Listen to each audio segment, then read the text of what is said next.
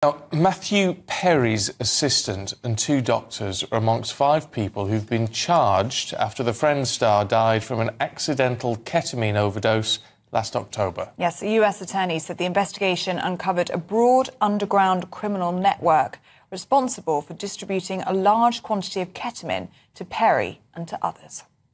As I mentioned, the defendants in this case knew what they were doing was wrong.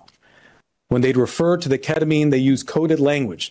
They'd refer to it using terms such as, quote, Dr. Pepper, or, quote, bots, or, quote, cans.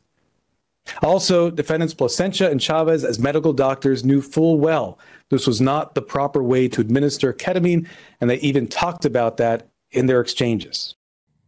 Let's talk to showbiz reporter Kinsey Schofield, who joins us now. I mean, this is shocking, Kinsey, and actually it almost seems reminiscent of the Michael Jackson case. Yeah, very much so. I mean, the indictment claims that the defendants made tens of thousands of dollars by selling drugs to Matthew Perry. And prosecutors say that the group preyed on his addiction issues, with the doctors even referring to him as a moron in text when they discussed how to further exploit him. According to the filing, both doctors worked to charge Perry $2,000 for a vial of ketamine that cost $12 after he became increasingly desperate to get his hands on the drug. It's so sad, isn't it, Kinsey, because Matthew Perry was always so open about his addiction issues, wasn't he? He said it started at the age of 14. He was trying so hard to try and help other people and to be very public with his addiction. And it seems as though this criminal network just took advantage of him. They preyed on that addiction. Well, I mean, I think when it comes to the doctors, I know that that's a big headline that there were doctors involved, but to me, it's the assistant that really shocks me, because when you are so open about your addiction, you need the right people around you. And the Department of Justice said in a press release on Thursday that that Perry's live-in assistant has since admitted to repeatedly injecting Perry with ketamine without medical training, including multiple injections the day he died. Court documents allege that his assistant injected him 27 shots of ketamine in just 5 days. Now, I looked up this guy's LinkedIn profile. He worked for Perry for 25 years. So you would hope somebody that you kept around you for that length of time would have your best interest at heart and wouldn't jeopardize your safety. Well, yeah, you would. I'll tell you what shocked me in all of this, though, frankly, is, I mean, he was prescribed ketamine for medical reasons. I think, was it depression and issues like that? But, however, I mean, surely there'd be a massive red flag in prescribing something like ketamine to someone who has a history of very severe addiction problems. I mean, he found the right doctors, which I know is horrible to say, but he was getting ketamine infusion therapy for anxiety and depression. The last session he had officially with a doctor was a week and a half before his death. So we know that the drugs in his system were not doctor prescribed. And at that press conference you showed, they really described his descent into this addiction, starting with him obtaining the controlled substance through doctors officially, before eventually, as we now know, so sadly, resorting to street vendors. What are we expecting to happen next? The people who have been charged in this have claimed that they're not guilty. When do you think we'll see the next phase in all of this? Could we see people go to jail? Absolutely. I mean, the ketamine queen, which is one of the source of a lot of this, and one of the doctors appeared in court on Thursday and pleaded not guilty. The other 3 defendants copped a plea deal, which means they'll likely work with police throughout a big trial to nail the 2 that pleaded not guilty. We should see those trials happen in October. And I think with some of these, it's 15 years, in the least a 15-year sentence for the death of Matthew Perry. So the cops did some really tough work here, and congratulations to them. Sarah-Louise Robertson, I mean, this is absolutely shocking. Yes, Stephen, it's really shocking, but also I think it's indicative of this dark, seedy underworld in Hollywood that does go on, and it is perpetuated. The thing is with Hollywood, I've spent a lot of time out there covering the Academy Awards and other big parties, showbiz parties. There is this dark, seedy side where if you have enough money to throw at something, you will find somebody to enable whatever it is that you want. And that is what goes on in Hollywood. As I say, it's behind the scenes. But when you've got money and power, as the likes of Matthew Perry did, given his status as a huge star of Friends, a massive, massive Hollywood star, you've got that sort of money and status, you can hire anybody who will do anything for you. And this is what goes on. And they have these unscrupulous people who only care about money, who are governed by greed. The people surrounding them, a lot of them are sycophantic, but also they are driven by greed and cold, hard cash. And if the price is high enough, they will do whatever it takes. So this is the situation you have. And you had it with Michael Jackson. We saw with what happened with him. It was a similar situation there where they have these doctors, these enablers, who fill them with whatever drug or painkiller of choice that they want. And then if that doctor doesn't, they'll find another doctor. And if that doctor won't, then they'll go on and they'll find another doctor out of them. So it's just a self-perpetuating thing that goes on over there. But it really is awful. And as I say, it's indicative of what happens in Hollywood behind the scenes. It's just so sad, isn't it, Sarah, that someone who was so open about his addiction struggles, who really wanted to help other people with their addiction, was actually, it looks as though, has been preyed upon by medical professionals and those closest to him, including his own assistant. Yes, I agree. I think the thing that is the most hurtful is the assistant, because the assistant was someone who really sort of transcended that position, was meant to be a friend, and yet left him knowing that he was injecting him with these absolutely huge amounts of ketamine. I think the coroner said the amount that was found in Matthew's system was similar to what you would have when you go under general anaesthetic, which, as you know, is to knock you unconscious. And it's the fact that he went off shopping and left him in that state, allegedly. And that's just, you just think, where are people's morals and common sense? But sadly, it's just not there.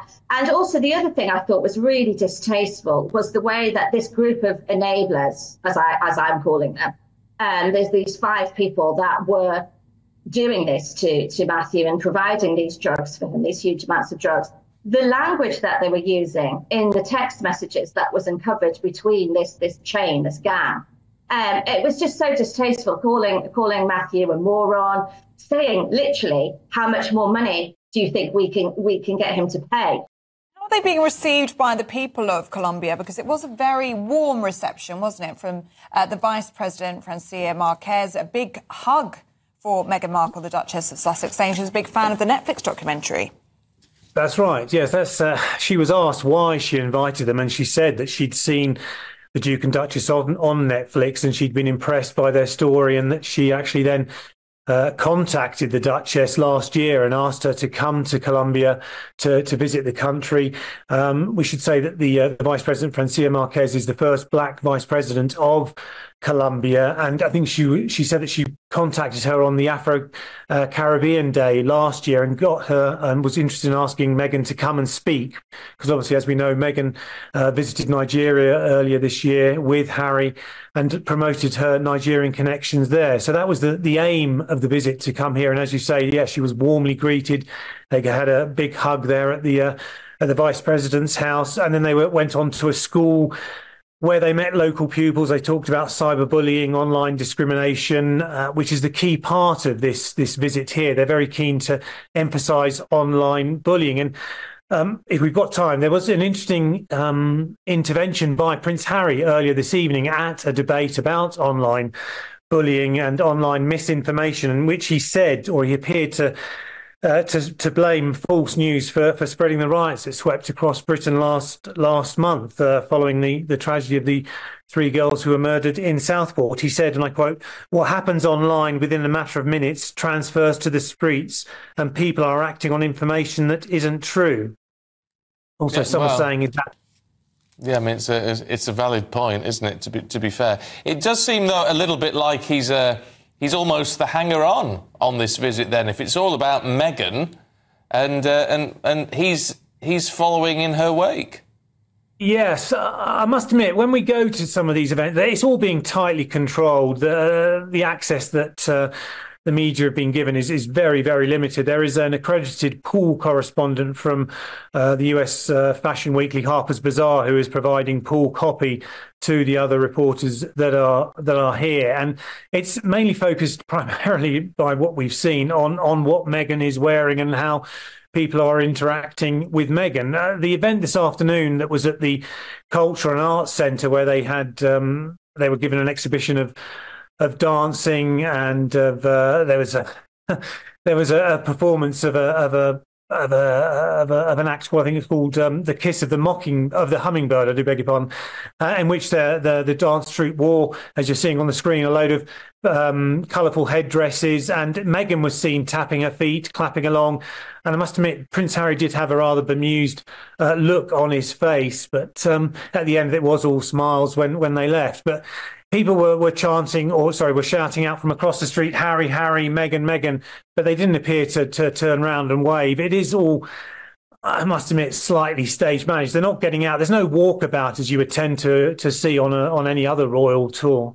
Now, Sweden has confirmed its first case of a contagious new variant of Mpox, just a day after the World Health Organization declared it as a global health emergency. Well, the strain emerged in the DRC. More than 17,000 cases there and 570 deaths in Africa this year, according to the World Health Organization. Now, that exceeds last year's total already. Well, joining us now is NHS GP Dr. David Lloyd. Good to see you this morning, Doctor. How concerned should we be about this? I think, the WHO declared it an emergency, so I think we should take it seriously. Part of the thing about declaring it an emergency is that it means that hopefully we can galvanize the resources of the richer countries in the world to try and help the poorer ones, because that's what didn't happen during COVID. And there have been much fought after agreements since COVID to try and get the system working, because if we can do something about it in the poorer countries, it means that we won't have such a big problem here.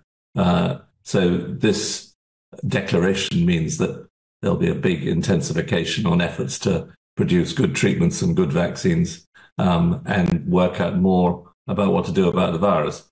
But the main worry we've got, of course, is the actual disease itself, and that in particularly in the high risk groups that we're all so well aware of now. So people whose immune systems aren't so good, pregnant women and young children. How dangerous is Mpox? Well, this is where, as an NHS GP, I have to be slightly careful because I'm not an expert at this new word that we're all using nowadays, clade. I didn't use that in medical school, but this is the clade 1b variant, which is meant to be more severe than the clade 2 that we had last 2 years ago, which is where we got very worried about this. And during that epidemic, my colleagues and local GPs, because we did see a bit of it around us, we admitted to hospital about 10% of those. So 10% of patients who caught the disease were sufficiently unwell that they really need to be in hospital. And so it is a very nasty illness, and this is meant to be worse. So particularly in children, and I guess that's something to do with malnutrition as well. But it's a pretty horrid disease. Even if you get, they call it a mild disease for some people, but even if you get the mild disease, it is pretty horrid. You're covered in spots and can't eat and drink for a while. And how does it spread? Well, it spreads in lots of different ways. You can spread in the atmosphere by droplets. The scabs that fall off, classically the rash arrives and blisters, and then the scabs fall off. The scabs themselves are intensely infectious.